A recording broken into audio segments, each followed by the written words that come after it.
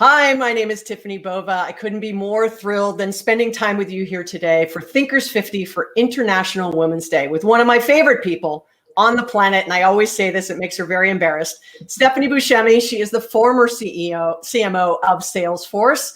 And it's a pleasure to have you and spend some time with you today. I know, the feeling's mutual. You said, hey, let's get some time together to talk, and I wouldn't miss it for anything. So thanks for having me. Absolutely. Well, this is a month where we're sort of celebrating women, right? International Women's Month, International Women's Day. It's a big day.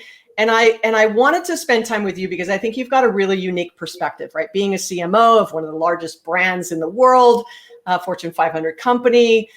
Yet with women being sort of 50% of the consumer base, we still seem to miss the mark when it comes to advertising and marketing. And, I know maybe we should start with kind of your career trajectory, kind of what it got you here and what you've learned along the way about how that may have changed over time. Yeah, I can start one where we're at, and then I can kind of back into my own experiences related on this topic. It's so fascinating to me because if you look at the demographics for consumers out there and the primary buyer in most instances are women, call it women 18 to 60 plus. And yet women only appear in 37% of all the ads that are out there. And then you look at that. So they're the primary buyer, they're the primary demographic, and yet they only exist in 37% of the total consumer advertising that's out there. Layer on top of that, they also, in that 37% coverage, 85% of women said, look at those images do not represent us in our real world. That's not even accurate. So we have a long way to go. If we're only representing this major demographic and only 37% of the consumer advertising, and even when we're doing it, women are saying, that's not an accurate representation. You're just perpetuating stereotypes. You're lacking true representation here. We have a ton of work. I think there's a variety of things at play that are causing that. I think one is if people don't have I like to believe that if they have the insight and the knowledge, knowledge is power, and that they will make the right changes. I think a lot of CMOs, surprisingly, and a very female-rich field, many CMOs are female, don't have the data and insights to be putting it right in front of them. I can share that stat with you. We all know there's 100 more stats out there. And yet, where is the measurement as a CMO in your day-to-day business? How many of us out there actually have a representation, call it dashboard or view into what we're doing? I think it's a necessity that all CMOs have that and take that on as a responsibility. I look at our jobs and I'm like, we're storytellers and we're amplifiers. And with that comes a responsibility. If you're here to be an amplifier and telling messages and putting stories out into the market, then you better do it with some responsibility to drive true representation and diversity.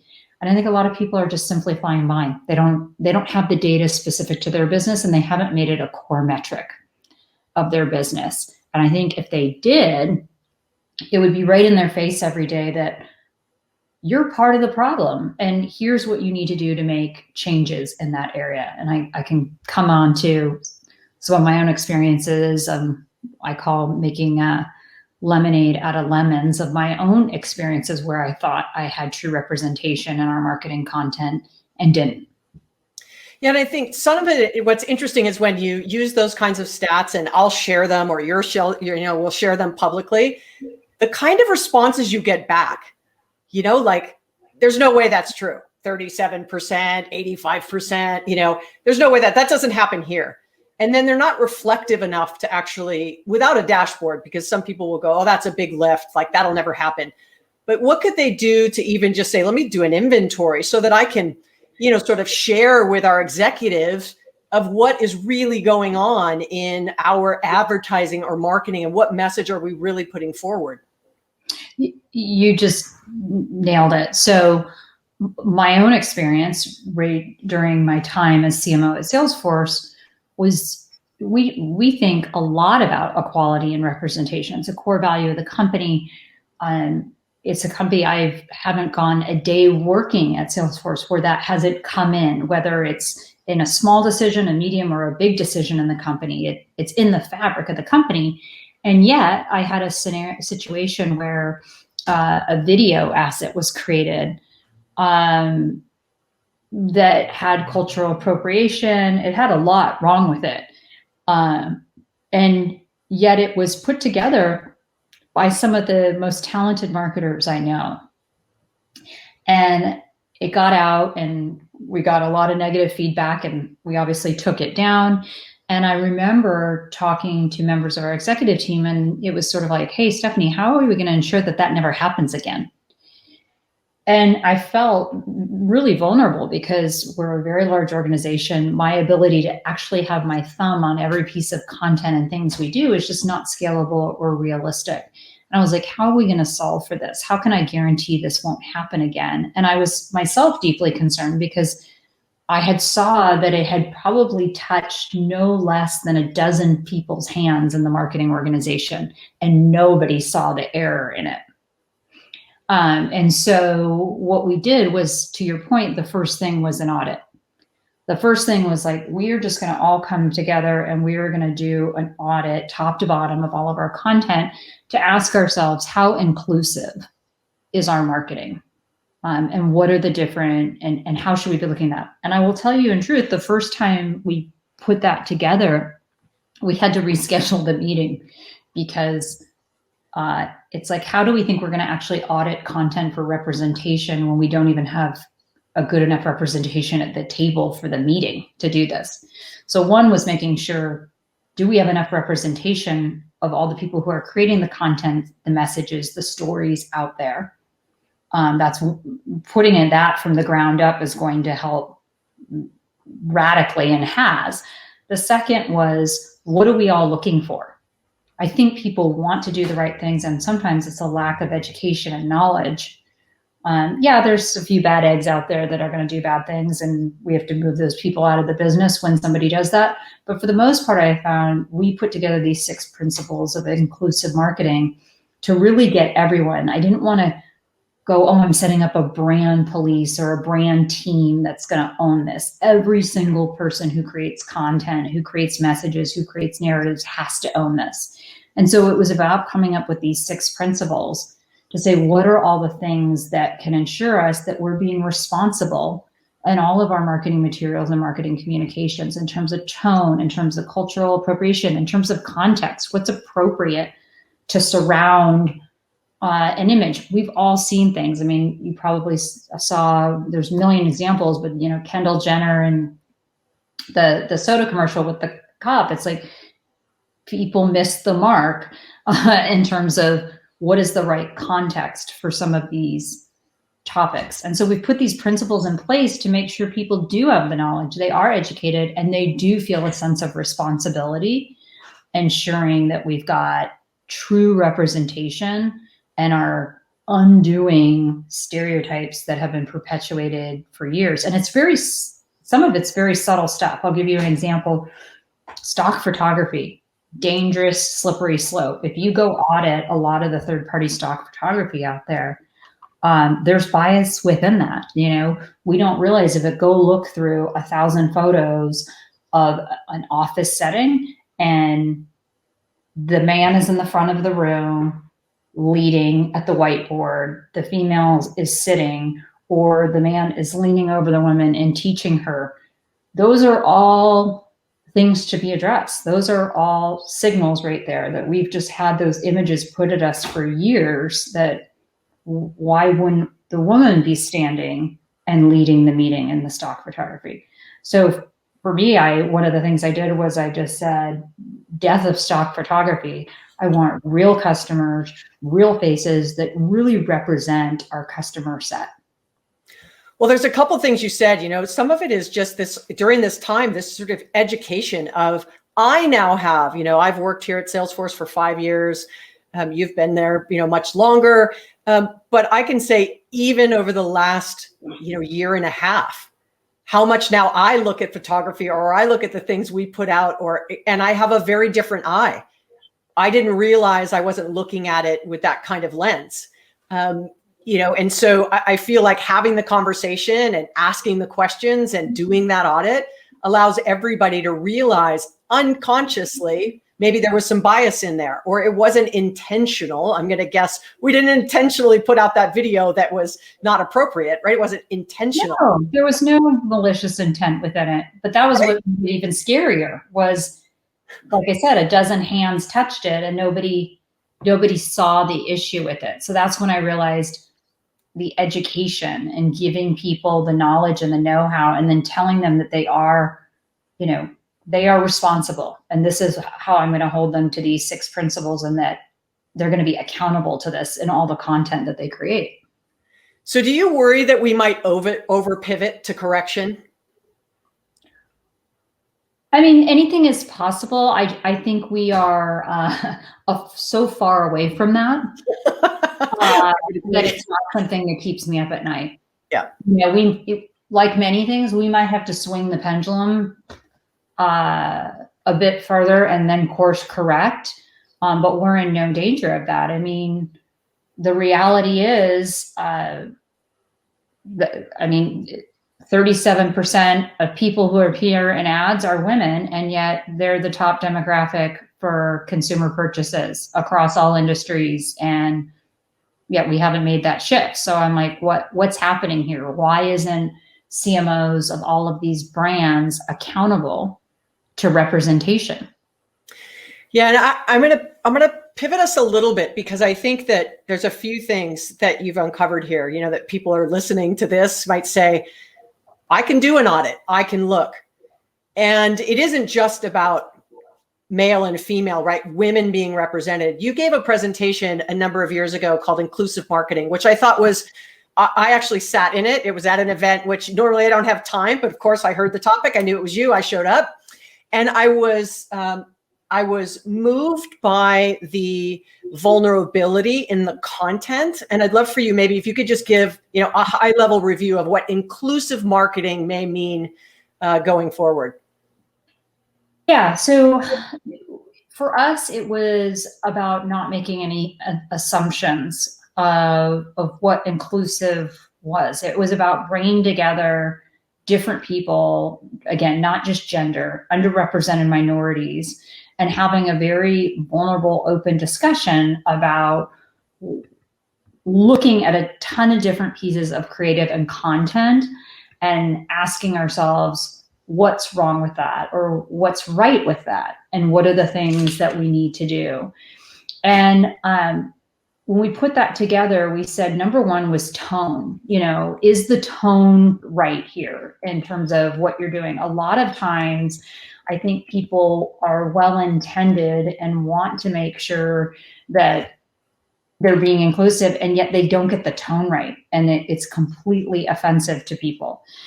So I think number one was us mastering and understanding. Here's the first thing: is do you have the tone right in the business in terms of the sentiment of the piece of content, the way people are going to consume it? Am I showing my subject in the best possible light? Am I honoring this person in the right possible way? So number one was the tone, just style, characteristic, sentiment of the content and getting that right. The second was just really being intentional with the language that we're using. Like, what are the words and the phrases and the symbols and things that we're using? And, are they accurate? Like, do they represent? One of the things out there as an example was we looked at things that we thought weren't right.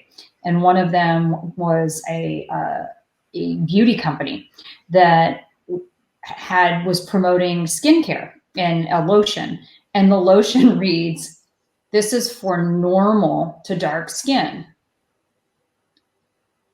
Though potentially an honest mistake, the implication that is that dark skin isn't normal. And yet a bunch of people looked at that and didn't catch it right away. It's like, oh, it says it's lotion for normal to dark skin. It's like, that's an example of language and how you use language intentionally and thoughtfully, that you're honoring all different groups out there. Some companies have made that move and really thought about that differently. And a thoughtful example, that's a bad example of a skincare company not doing it right, is now looking out there at Band-Aids. Like Band-Aids used to be in one color. Now there's different flesh colored adhesive bandages out there because people want bandages and things that match their skin tone, and not to perceive that there's one color of skin out there that is right, and therefore that should be the only color of an adhesive bandage. Well, that goes back to your representation. That goes back to your like 34% doesn't look like me, doesn't represent me. Well, that doesn't look like me, doesn't represent me. And when you look at some brands that have done a really good job, like Dove or someone like that, right, where it's whatever, whoever, it doesn't matter. We're here for everybody, and we want to make sure we use the right language. Yep. So it's the tone, it's the language, and then you nailed it. It's the representation in terms of people being able to see themselves. The best example of that, you see people, you've seen so many pictures out there that have pulled on my heartstrings for sure, of young women seeing Kamala Harris coming in as a vice president. It's like, oh, I could see now that a woman can be the vice president of the United States.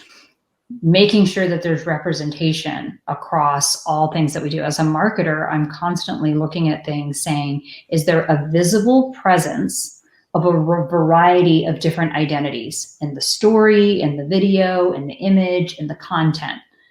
A lot of times for years, again, probably, no malicious intent, a company would buy a couple stock images and use them over and over and over again.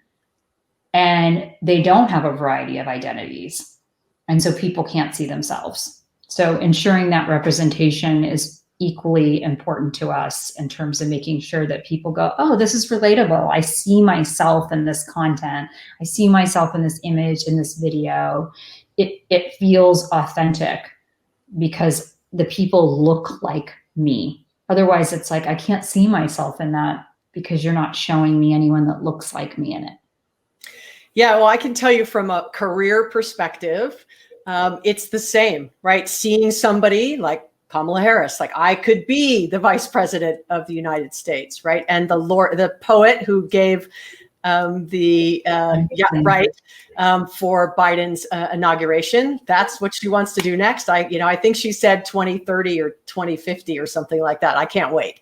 But from a career perspective, I feel the same way about representation. Sort of, you can't see, you can't be what you don't see. Right. And I remember early in my career, I've always been in technology, and Carly Fiorina became the CEO of HP. And I was like, wow, like, a woman could be a CEO at a tech company. And I was early in my career. I was in my 30s, but I was young enough in my sort of career line that she was not, the first and last. Obviously, many had followed behind her. But in my particular category, it was a big deal for me. And I sort of feel that way when I think about CMOs at Fortune 500 companies, right? Stephanie, I mean, you have obviously accomplished that. And so, people that aspire to move from a career perspective, especially women, young girls out there who maybe want to become an executive at a big Fortune 500 company or a FTSE company for Europe, what would you advise them from a career perspective? In terms of a career perspective, I think just my own lessons learned is I was upon reflecting, I may have been a little too linear am I thinking in terms of like, these are all the things I need to get mastery of in marketing as a discipline. And don't get me wrong, it served me well, but I think going and looking at where the world is today, I think a much more modern and more balanced way to think about being a marketing executive would not necessarily becoming a deep student of all the sub-disciplines of marketing, demand generation, product marketing, all that, but would be rather to extract yourself and make sure that as you develop your career, you're going and you deeply understand your audiences, that you're actually are either a practitioner or that you've gone into those spaces and have learned and really understand at a much deeper level the business challenges. I find often people will come to me and it's like, I really know social media, or I really know this digital, and those are great. Yes, those are, I call these channel hype cycles, and there always will be the next channel and the next thing. But really at the end of the day, marketing is about both head and heart and making a connection with an audience. And I think the best CMOs out there are the ones that spend the most time really deeply understanding who they're in service to. Who are they trying to get the mind share of their head and their heart around that? They become students of that. And by the way, as cliche as it sounds, I always tell my team when I hear people kind of starting to take their own speak too serious in a meeting and everyone pontificating, I'm like, metaphorically, get the hell out of the building. Like, all those answers exist with the customer. And we are just, as marketers, kind of now just looping on our own language, when in reality, those answers are right there. So my career thing for everyone is go be a student. The more you know about the audiences, you're going to get it right. Right. The answers are sitting right there. Yeah. And one of my isms that I often say, I say a couple, but one of them is become a student of your profession. Literally, when people ask me my career trajectory, I always say, become a student of your profession, whatever that may be. And my career path was not planned. It was totally accidental. So the second thing I say that's my ism is trust the process, because you never know what's going to happen. And accidentally, was a practitioner for 15 years and then became an academic for 10. And now I'm in a role here where I get to blend both. And that perspective of saying, I've actually carried a bag. I've actually run a marketing department, not as big as yours or a budget as big as yours, but ran a marketing department and customer service, a call center. So now I can say, so the power is in all of that knowledge. And I think that's one thing when people are trying to find their career, it becomes very linear.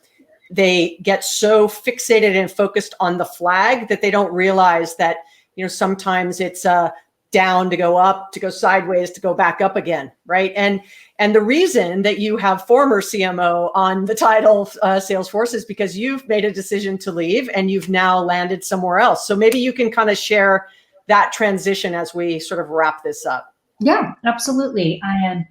I would be beginning of June, 7 years at Salesforce. It's been a phenomenal experience, and I for sure going to have lifetime friendships out of it, and do have lifetime friendships out of it.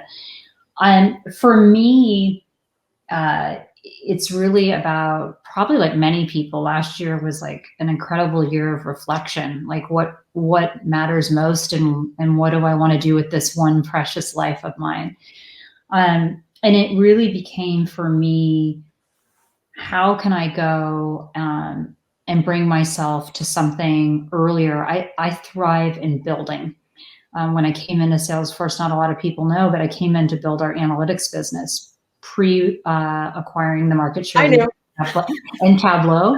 But I came in, and when I think about some of the biggest highlights of my time, it was when I was deep into building a new business. And that was everything from, what do we build by partner? Let's go hire 50 salespeople and build a sales team. How do we name it? How do we price it? What is the monetization strategy? What is the enablement strategy? All of that, I get a lot of juice and a lot of energy from. And I started to look and say, there are a few technologies out there, and where I'm going, one of them, this company Confluent, that I've been observing all these applications coming out. We know software is eating the world. We know that there's more of these applications in the cloud, but a key underpinning is the data. And I started to look at it and think, there is this sort of renaissance that's going to happen with data in terms of the next generation of data and infrastructure in the clouds. And it's actually happening right now. And this company that I'm going to, Confluent, they have an incredible mastery and understanding of how to enable the movement of data in real time. And you'll see the data management space right now is, I would say, a pretty frothy market in that we've seen Snowflake come out. No one needs to say, do I need a data warehouse? We've all been using data warehouses for years. Their value prop is, you need a data warehouse in the cloud. Don't argue that. Definitely think that's the case, but it still isn't solving for the issue of how do you enable that real-time connectivity of all different data, which, by the way, some will probably be in someone's Google Cloud, they'll be in Amazon. It's going to be distributed cross clouds, on-prem, and how do you enable that in real-time scenarios to be able to have the insight? Like, we're all on this holy grail of trying to create better customer experiences and more personalization. Being able to have that movement of that data in real time to create better personalized experience, to me, feels like a big, meaty problem to solve. And for me, intellectually, I get excited about it, and that's why I'm making the move. Well, I'm super excited about it. I'm also excited to see how you'll tackle potentially the bias in data, because there's just so much, which we could have an entirely different conversation about that. Chat. Maybe over, wine or coffee when we can finally see each other in person. But as we wrap this up, I always like to end conversations that I have like this first by saying thank you to Thinkers 50 for asking me to have this amazing time and interview with a dear friend, Stephanie Buscemi, for International Women's Day. So I am grateful for that opportunity. But I always like to sort of ask, what are you grateful for? What are you grateful for today? Yeah. I feel the list is very long. The list is long, but I feel grateful, and I almost feel a bit of guilt for the work that we get for technology and the work that we get to do. The last year, a lot of people have been really negatively impacted. And yet I look at technology and the pace of innovation and what's happening in technology. It hasn't slowed down. It's accelerated. And I feel very grateful to be at the epicenter of that and have the opportunity to just even make my small part in a difference in making that useful to people and making technology for good, for helping people be better in their roles and what they do, not taking jobs. I feel incredibly grateful for that. Well, excellent. Well, I am grateful for you, my friend. Thank you so much for spending time with me here for this great day of International Women's Day. And again, thank you to the Thinkers 50 team. It's an honor to be on the list and to get to do these things. So I hope you've enjoyed our conversation, and I look forward to keeping in touch. Sounds good. Thank you.